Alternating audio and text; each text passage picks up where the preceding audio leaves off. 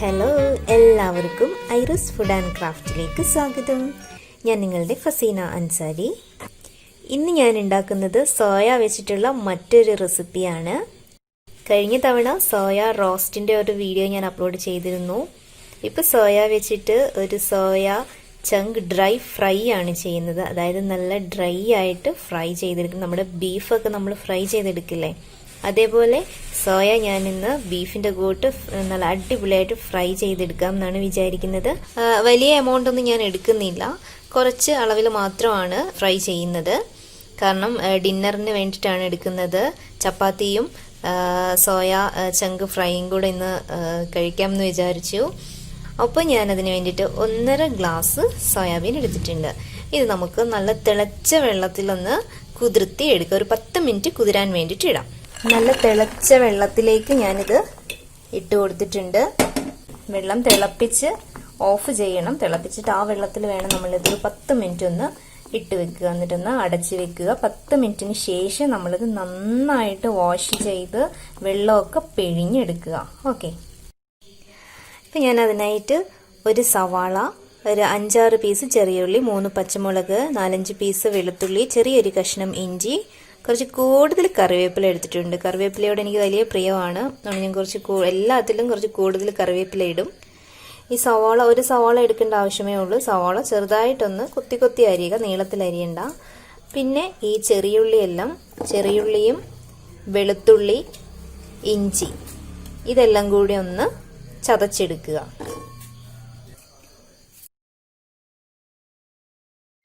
നമ്മുടെ ചെറിയുള്ളിയും വെളുത്തുള്ളിയും ഇഞ്ചിയും കൂടെ ഞാൻ ഇതേപോലെ ചതച്ചെടുത്തിട്ടുണ്ട്. അപ്പോൾ നമ്മൾ ആ ഒരു സവാള ഞാനിപ്പോൾ ഇതാ ചെറുതായിട്ട് കൊത്തി അരിഞ്ഞു വെച്ചിരിക്കുകയാണ്. നീളത്തിലല്ല, ചെറുതായിട്ട് കൊത്തി അരിഞ്ഞു. 3 പച്ചമുളകും നീളത്തിൽ അരിഞ്ഞു വെച്ചിട്ടുണ്ട്. പച്ചമുളക് ചതയ്ക്കേണ്ട ആവശ്യമില്ല, ഞാൻ ഇതിൽ ചതച്ചിടുന്നില്ല, നീളത്തിൽ അരിഞ്ഞിടുകയാണ്. പിന്നീട് ഞാനൊരു നാരങ്ങ എടുക്കുന്നുണ്ട്. പിന്നീട് ഞാൻ കുറച്ച് തേങ്ങാക്കൊത്തുകൂടി എടുക്കുന്നുണ്ട്. നമ്മുടെ ബീഫൊക്കെ ഫ്രൈ ചെയ്തെടുക്കുമ്പോഴാണ്, അപ്പോൾ കുറച്ച് തേങ്ങാക്കൊത്തുകൂടി ഇതിലേക്ക് ഇട്ട് കൊടുക്കുന്നുണ്ട്. സോയാബീൻ ഞാനിപ്പോൾ ചൂടുവെള്ളത്തിൽ നിന്നും നന്നായിട്ട് വാഷ് ചെയ്ത് നല്ല പിഴിഞ്ഞെടുത്തിട്ടുണ്ട്. എന്നിട്ട് ഇതാ ചെറുതായിട്ട് ചെറിയ ചെറിയ പീസാക്കി ഒരു 3-4 പീസാക്കി അരിഞ്ഞിട്ടുണ്ട്. അപ്പം നല്ല ചെറിയ രീതിയിൽ കിട്ടിയിട്ടുണ്ട്. കാരണം നമുക്ക് മസാലയൊക്കെ നന്നായിട്ട് ഇതിൽ പിടിച്ച് നല്ല ഫ്രൈ ആവണം. അപ്പോൾ അതിന് വേണ്ടിയിട്ടാണ് ഇത്ര ചെറുതായിട്ട് അരിയുന്നത്.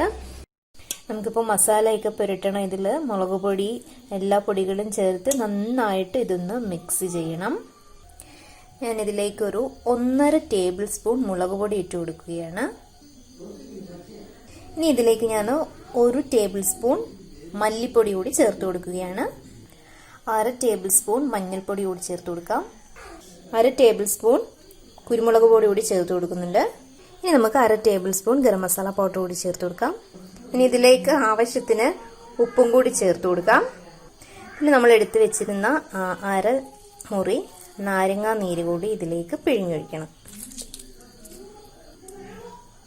ഇനി നമ്മൾ ചതച്ച് വെച്ചിരുന്ന വെളുത്തുള്ളി, ചെറിയുള്ളി, ഇഞ്ചി പേസ്റ്റ് ഇതിലേക്ക് ചേർത്ത് കൊടുക്കാം. ഇതെല്ലാം കൂടെ ചേർന്ന് നന്നായിട്ടൊന്ന് ഇളക്കി കൊടുക്കുക. ഈ പൊടികളും എല്ലാം നന്നായിട്ട് ഈ സോയാബീനിലേക്ക് പിടിക്കണം. നാരങ്ങ നീരിൻ്റെയൊക്കെ എസൻസ് ആകുമ്പോഴത്തേക്ക് നല്ല ടേസ്റ്റ് ആയിരിക്കും ഇത്. നല്ല രീതിയിൽ ഞാൻ മിക്സ് ചെയ്തിട്ടുണ്ട്. ഇനി നമുക്കിതൊരു 10 മിനിറ്റ് ഒന്ന് റെസ്റ്റ് ചെയ്യാൻ വെക്കാം. 10 മിനിറ്റിന് ശേഷം നമുക്കിത് ഫ്രൈ ചെയ്തെടുക്കണം. ഒരു 15 മിനിറ്റ് കഴിഞ്ഞിട്ടുണ്ട്. ഞാനത് ഫ്രൈ ചെയ്തെടുക്കാൻ വേണ്ടിയിട്ട് ഇതേപോലെ ഒരു ചീനച്ചട്ടി അടുപ്പിൽ വെച്ചിട്ടുണ്ട്. ഇതിലേക്ക് നമുക്ക് കുറച്ച് ഓയിൽ ഒഴിച്ചു കൊടുക്കാം. ഒരു 3 ടേബിൾ സ്പൂൺ ഓയിൽ ഞാൻ ഒഴിച്ചു കൊടുക്കുന്നുണ്ട്. കാരണം നല്ല ഡ്രൈ ഫ്രൈ ചെയ്യണമല്ലോ. ഒരു 3 ടേബിൾ സ്പൂൺ ഓയിൽ ഞാൻ ഇതിലേക്ക് ഒഴിച്ചു കൊടുത്തിട്ടുണ്ട്. അപ്പോൾ ഇത് നന്നായിട്ടൊന്ന് ചൂടാവണം. എണ്ണ ഇപ്പോൾ ചൂടായിട്ടുണ്ട്. ഇനി ഇതിലേക്ക് നമുക്ക് കറിവേപ്പില ഇട്ട് കൊടുക്കാം. ഇനി ഇതിലേക്ക് നമ്മൾ എടുത്ത് വെച്ചിരിക്കുന്ന തേങ്ങാക്കൊത്ത് കൂടി ഇട്ട് കൊടുക്കാം.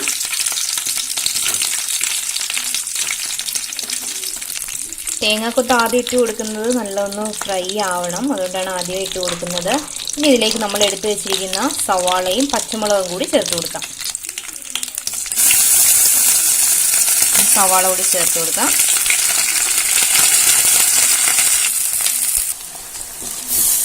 നന്നായിട്ടൊന്ന് ഇളക്കി കൊടുക്കണം. ഇതൊന്ന് വാടി വരുമ്പോഴത്തേക്ക് ഒരു നുള്ളു ഉപ്പ് ഞാൻ ചേർത്ത് കൊടുക്കുന്നുണ്ട്. കാരണം നമ്മൾ സോയാബീനിൽ ഞാൻ ഉപ്പൊക്കെ ചേർത്താണ് വിരവി വെച്ചിരിക്കുന്നത്. അതുകൊണ്ട് ഇതിലേക്ക് ഒരു നുള്ളുപ്പ് മാത്രമേ ചേർത്ത് കൊടുക്കാവൂ. ഇതൊന്ന് ചെറുതായിട്ടൊന്ന് വാടി വരുമ്പോഴത്തേക്ക് നമ്മളിതിലേക്ക് സോയാബീൻ പുരട്ടി വെച്ചത് ചേർത്ത് കൊടുക്കാം. ഇതിന്ന് സവാളയൊന്ന് വാടി വന്നിട്ടുണ്ട്. ഇനി ഇതിലേക്ക് ഞാൻ സോയാബീൻ പുരട്ടിയത് ചേർത്ത് കൊടുക്കുകയാണ്.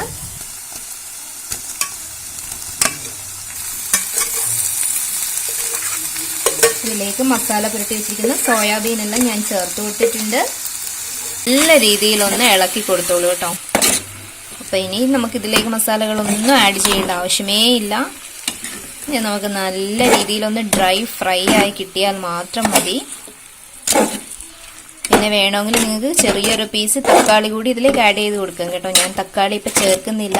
നമുക്ക് സോയാബീൻ പല മെത്തേഡിൽ നമുക്ക് ഉണ്ടാക്കാം. സോയാ ചങ്ക് ബിരിയാണി ഉണ്ടാക്കുന്നുണ്ട്, റോസ്റ്റ്, ഡ്രൈ ഫ്രൈ, സോയാ ചങ്ക് കറി, അങ്ങനെ പല വെറൈറ്റിയിൽ നമുക്കിത് എടുക്കാം. സോയ മെഴുക്ക് വരട്ടി, തോരൻ, സോയാബീൻ കൊണ്ട് നമുക്ക് പല വിഭവങ്ങൾ ഉണ്ടാക്കാം.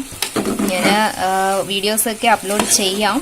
നമുക്കിതൊരു 5 മിനിറ്റ് ഒന്ന് അടച്ച് വെക്കണം. അടച്ച് വെച്ചൊരു മീഡിയം ഫ്ലെയിമിൽ മാത്രമേ ഇത് വെക്കാവൂ കേട്ടോ. ഇതാ നമ്മുടെ സോയാബീൻ കുറച്ചൊക്കെ റെഡിയായിട്ട് വന്നിട്ടുണ്ട്. ചെറുതായിട്ട് ഫ്രൈ ആയി വന്നിട്ടുണ്ട്.